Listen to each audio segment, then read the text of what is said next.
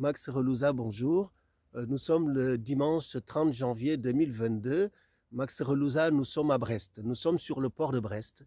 Max Relouza, vous avez 77 ans. Vous faites partie de ces jeunes Antillais qui sont arrivés dans ce qu'on appelait à l'époque le Bumudum, ici en France et dans le Finistère.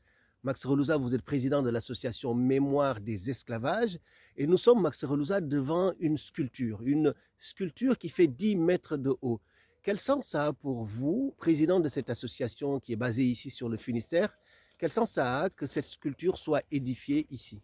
Alors, j'ai commencé à travailler sur l'histoire de cette sculpture en 98 et elle a abouti en 2010 en créant l'association Mémoire des esclavages pour réaliser une sculpture qui s'appelle Mémoire au pluriel, dédiée aux victimes de tous les esclavages d'hier et d'aujourd'hui.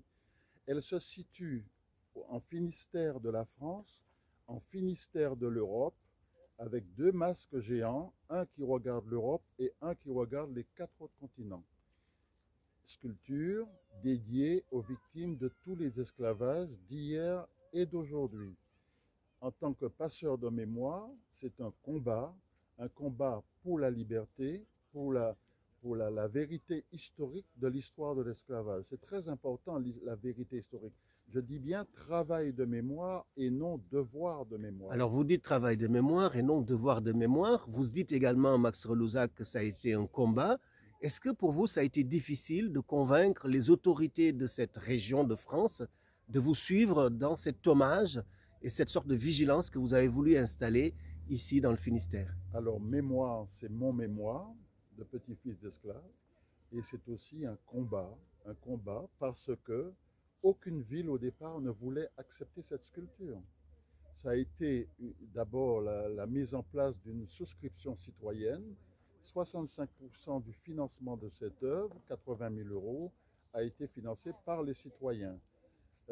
Et la ville de Brest a été la seule ville en Finistère à accepter l'implantation de cette œuvre sur son espace public. Comment vous expliquez justement ces difficultés que vous avez? Pourquoi les villes, les ports ici, dans le Finistère, qui sont des ports qui étaient des ports négriers, c'est-à-dire qui ont participé à ce commerce-là, comment vous expliquez qu'il n'ait pas suivi, qu'il n'ait pas été aussi enthousiaste à vous accompagner dans votre projet, malgré le fait qu'ils ont quand même une responsabilité sur la traite des Noirs et l'esclavage? Quand on parle de l'esclavage, on parle d'abord de Bordeaux et de Nantes. Or, toute la République a financé, a contribué, a vécu de l'argent de l'esclavage. 19 millions de francs or, l'esclavage rapportait à la France 19 millions de francs or. Donc, ici, au Moulin Blanc, ici à Brest, ça a été d'abord, quand on parle de l'esclavage, on fait un raccourci, on parle de Bordeaux et de Nantes. Il ne s'agit pas de Bordeaux et de Nantes, il s'agit de la République française. Et avant de parler de devoir, il faut faire un travail de mémoire. Un travail de mémoire sur un temps long.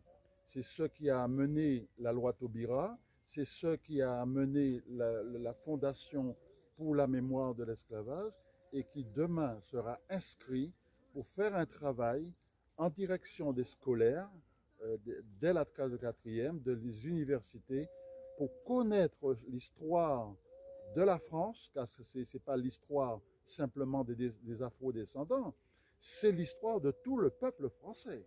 C'est l'histoire de tout le peuple français qui doit s'accaparer de ce travail de mémoire. Qui doit s'en accaparer. Mais revenons à Brest et au Finistère. Vous avez ici à Brest des histoires assez incroyables quand même qui sont liées à l'histoire de l'esclavage. Il me semble qu'il y a eu un jeune esclave déporté ici. Jean Mort. Jean Mort, vous pouvez nous raconter l'histoire de cet esclave-là? À quelle époque est-ce qu'il a vécu, entre guillemets, à Brest et qu'est-ce qui lui est arrivé? Alors Jean Mort est un Pirotin de Saint-Pierre de la Martinique qui est la propriété d'un esclavagiste, d'un armateur et qui arrive à Brest. Et à Brest, on lui avait promis de lui donner sa liberté.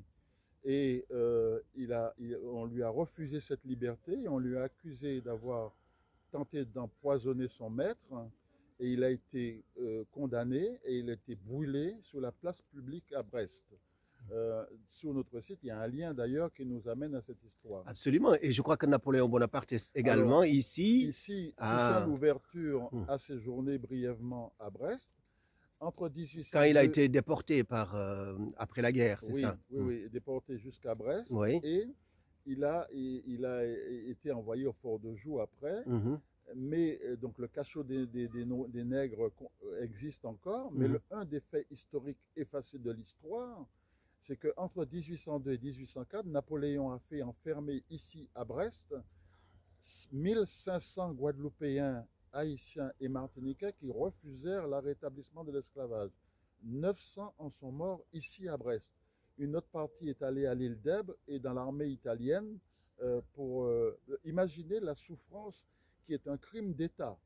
Imaginez la souffrance de ces gens qui sont arrivés habillés comme s'ils étaient dans les îles, raflés dans les mornes et ramenés ici à Brest, et beaucoup sont morts de faim et de froid. Alors, une partie de l'histoire de Brest très peu connue, il faut l'avouer, et par les Brestois, et par les gens du Finistère, et par les Français. Donc, ce que vous nous dites là, c'est qu'on a eu des hommes noirs et des femmes noires qui ont survécu à Brest, qui ont été amenés comme esclaves et qui ont été victimes de ce système. Ce que vous nous dites aussi, c'est qu'on a eu des négriers. On a eu à Brest et dans le Finistère des gens qui ont participé à ce crime contre l'humanité.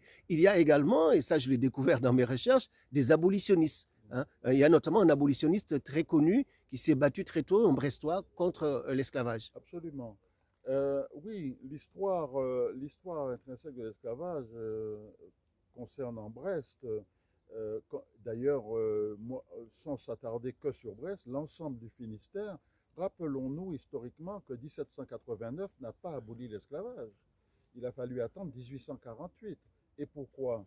Parce que la noblesse était puissante, avec comme des gens comme Pixoto et Bugéry, des Normands, qui étaient le représentant de la noblesse et qui ont comment dire, ferraillé dur pour que l'esclavage ne soit pas aboli en 1789. Alors, ferrailler dur, vous savez faire, Max Relouza, vous le faites depuis plus de 40-50 ans.